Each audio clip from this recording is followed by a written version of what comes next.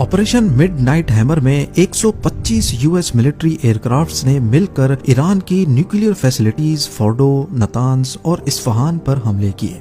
21 जून 2025 रात 2 बजे के करीब 7 B-2 स्पिरिट बॉम्बर्स मेडिटेरेनियन सी की तरफ से इजराइल और इराक के ऊपर से होते हुए ईरान में घुसे और ईरान की न्यूक्लियर साइट्स पर हमला किया। इन हमलों के बाद पूरी दुनिया की नजर ईरान की जवाबी कार्रवाई पर टिकी थी।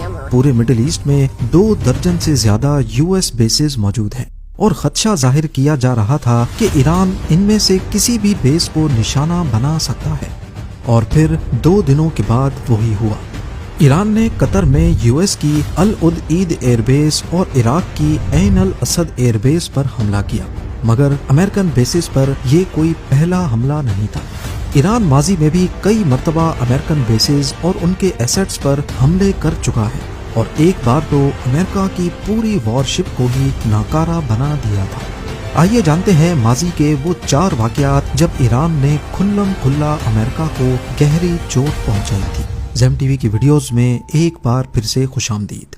नाजरीन, 3 जनवरी 2020 को बगदाद एयरपोर्ट पर यूएस ने एक ड्रोन स्ट्राइक की जिसमें कासिम सुलेमानी की जान चली गई। वो सिर्फ ईरान के एक जनरल नहीं थे बल्कि सुप्रीम लीडर खमेनी के सबसे भरोसेमंद आदमी और मिडिल ईस्ट के चेस बोर्ड का सबसे ताकतवर मोहरा भी थे। उनकी मौत की खबर ने ईरान में सोग का आलम तारी कर दिया और अब ईरान ने इसका बदला लेने का फैसला कर लिया। जहां लोग सोच रहे थे कि ईरान सिर्फ शोर मचाएगा, वहां ईरान ने डिसाइड किया कि इस बार जवाब सीधा मिसाइल से होगा। ईरान ने ओपनली अमेरिका को धमकी दी और कहा कि अमेरिका ने हमारे सिपह सलार को मारा है, अब उसे इसकी कीमत चुकानी होगी। ऐन अल असद एयरबेस इराक के वेस्टर्न रीजन में अमेरिका की एक बहुत इम्पोर्टेंट बेस है। इस हमले के सिर्फ 6 दिनों के बाद 8 जनवरी 2020 को रात 1:20 पे दर्जनों फातेह और कयाम बैलिस्टिक मिसाइल्स आसमान में नजर आए और वो अमेरिकन एयरबेस पर आग की तरह बरस पड़े।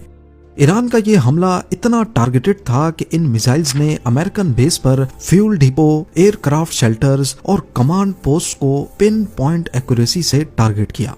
और सबसे हैरानी की बात यह थी कि एक भी मिसाइल मिस नहीं हुआ। अमेरिका को पहले से इंटेलिजेंस मिल चुकी थी, सोल्जर्स बंकर में चले गए थे, लेकिन मिसाइल ने बेस का बुरा हाल कर दिया। हैंगर्स, रनवेज, बैरक्स सब खाक में मिल गए। पहले तो यूएस ने बोला कि कोई कैजुअल्टी नहीं हुई, लेकिन बाद में पता चला 100 से ज्यादा अमेरिकन सोल्जर्स को ट्रॉमेटिक ब्रेन इंजरीज